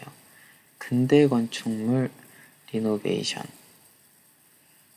음, 저는 지금 딱 떠올랐던 거는 전 교토에 있는 쿄세라 뮤지엄을 정말 좋아해요. 근대 뮤지엄 중에. 그리고 좀 뭐 아쉬운 역사적인 사실이지만 그 도쿄역 도쿄역의 리노베이션도 전 잘 됐다고 생각을 해요. 일단 쿄세라부터 보면요. 이제 아오키준이 관장인데 독도 갔을 때 정말 여긴 진짜 잘했다 라는 생각이 들었던 근대 건축물 이노베이션입니다. 일단은 딱 봐도 이 위에 건물이 근대 건축물이죠. 예전부터 뮤지엄으로 사용을 했는데 이 아래에다가 층에다가 약간 광장을 살짝 슬로프를 만들어서 이렇게 내렸어요. 그래서 여기가 원래 집안 레벨, 여기가 앞에 뭔가 있었겠죠, 원래는. 근데 그거를 살짝 땅을 파가지고 이쪽으로 그 미술관의 입구를 만들어서 새로운 입구를 만들었는데 꼭 이 살짝 슬로프 되어 있는 광장, 그리고 사람들이 여기 앉아 있는 이 모습이 되게 인상적이었고 약간 뽕피듀 센터 앞에 갔을 때 느낌을 되게 많이 느꼈어요. 뽕피듀 앞에 갔을 때 그 살짝 기울어져 있고 사람들이 그 앞에 다 앉아가지고 쉬면서 약간 그 공간을 느끼는 그런 경험을 하면서도 약간 제가 예전에 그 어디죠? 피렌체였나? 그쪽에 갔을 때 로마 그 피렌체 광장이 있었는데 거기서도 이런 약간 슬로프가 있어서 사람들이 되게 편안하게 앉아 있고 거기서 이렇게 그, 그 공간을 되게 즐기고 있더라고요. 그게 이 큐르세라 뮤지엄에서 잘 나타나고 이 안에 들어가게 되면 되게 극적인 대비 공간들이 상당히 많아요. 그래서 되게 안에 들어간 처음 로비는 되게 현대적인 세련된 공간이 있다가 어떤 공간에 올라가면은 이렇게 옛날 근현대 건축물이 나와 있는데 거기서 이제 덧붙인 이런 회전 계단이라든지 나선형 계단이라든지 이런 부분들이 되게 세련되게 잘 디자인이 되어 있고요. 이제 가장 임팩트가 강했던 것은 뒤로 딱 가면은 정원이 있거든요. 뒷공간으로 가게 되면 여기다. 이 뒤에 이 정원이 있는데 이 정원의 풍경이 이 그 유리 프레임 안에 정말 잘 담겨 있어요. 그런 모습, 이 사진이구나. 네, 이런 풍경. 그래서 정말 잘된 리노베이션 사례라고 생각을 했던 과거와 현재가 공존하고 잘 보존되어 있는 네, 그런 건물 아닌가라는 생각이 들었습니다. 그리고 이제 도쿄역의 경우에는 잘했어요, 여기도. 이게 기존 도쿄역, 약간 서울역, 아마 서울역을 디자인한 사람이 이 도쿄역도 디자인한 걸로 제가 알고 있는데, 이 도쿄역의 경우에는 그냥 잘 뭐 보존을 해놨죠. 그리고 내부의 경우에도 그 예전에 만들어졌던 이런 양식들, 그 서양의 양식들을 잘 보존을 해서 잘 만들어 놨어요. 근데 이거는 이거대로 좋은데, 제가 말하고 싶은, 그래서 네, 말이 좀 중구난방인데, 이 도쿄역을 중심으로 이 뒤쪽, 일로 가면 이제 황궁이 있어요. 물론 이 사이에는 이제 오피스들도 있고, 그러니까 어떻게 보면 여기까지는 그 과거의 모습을 딱 보여주는 거라면 이 뒤쪽, 지금 바로 보이죠? 여기는 완전 세련된 그런 오피스들, 그런 스카이스크래퍼가 딱 잡혀져 있는 도쿄역 앞이에요. 근데 이제 도쿄 스테이션의 반대쪽, 지금 이건 서쪽이라면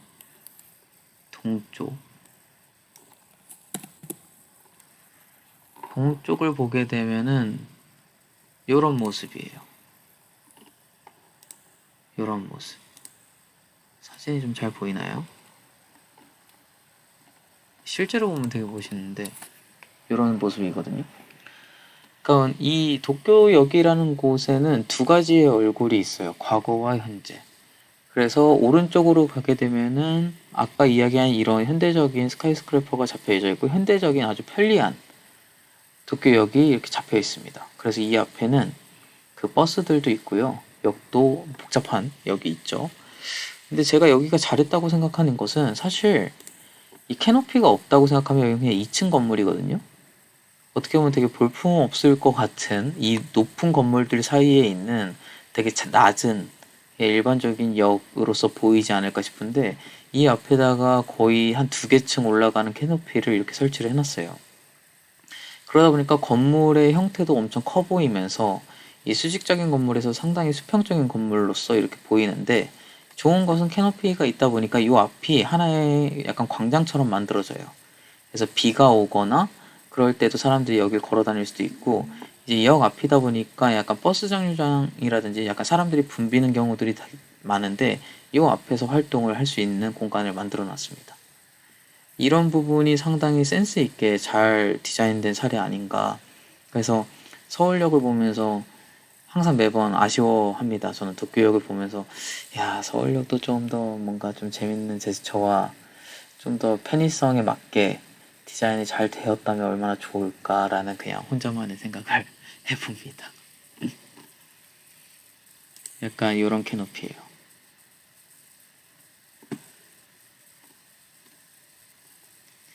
이런 식으로 리노베이션 잘 된 사례들은 네, 상당히 많이 있어요. 이거 말고도. 네, 특히 교토에 가면은 네, 교토는 워낙 그 법률적으로 건축법이 너무 좀그 뭐죠? 엄격하다 보니까 네, 리노베이션 프로젝트들이 많이 있습니다.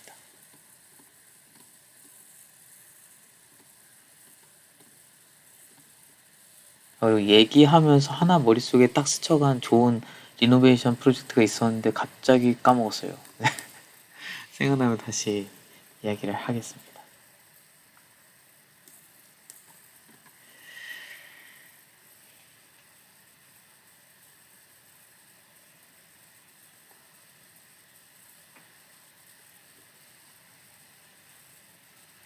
아, 얘기하려고 했었던 거 이거였다. 마체케트.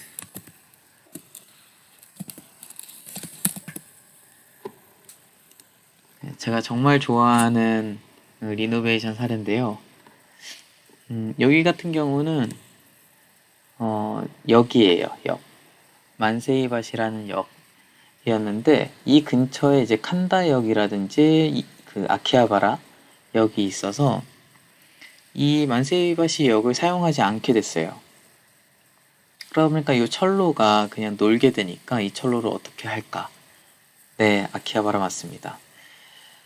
그래서 지금 이런 식으로 화면에 보이는 식으로 전환을 했는데요.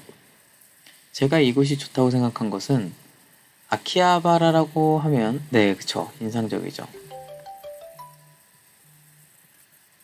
아키하바라는 곳은 사람들이 모두가 알듯이 그런 이미지예요. 약간 그런 애니메이션이라든지 약간 전자부품들이 많이 파는 하지만 그냥 이 칸다강을 건너와서 이 마치에키트로 오게 되면 분위기가 완전 전환이 됩니다. 다른 곳이 만들어졌어요. 이런 게 되게 또 하나의 문화 공간을 창출할 수 있는 리노베이션 사례 아닌가 싶어가지고 정말 인상적이었고 꼭 도쿄에 오시는 분들 있으시면 한번 들려보시면 재밌을 거예요. 네. 그렇습니다. 네. 오늘은 제가 일본에서 어떻게 일을 했고, 어떻게 일을 했는지보다 일본에 이제 취업을 준비하시는 분들한테 조금이나마 도움이 되는 이야기를 해봤습니다. 다른 분들도 좀 도움이 되셨길 바라고요. 제가 10시부터는 좀 다른 일정이 있어서 오늘 라이브는 여기서 종료를 좀 하도록 하겠습니다. 아까 이야기해주신 혹시 다른 질문들 있으신 분들은 뭐 댓글이나 아니면은 메일로 보내주시면 될 것 같고요. 조만간에 드디어 구독자가 1000분이 될 것 같은데 1000분이 되면은 제가 온상공론 패널들을 다 멱살 잡고 끌고 와서 한번 다 같이 토론을 해보도록 하겠습니다. 토요일 저녁인데 다들 좋은 시간 보내시고요. 조만간 또 뵙도록 하겠습니다. 그러면 지금까지 건쟁이였습니다.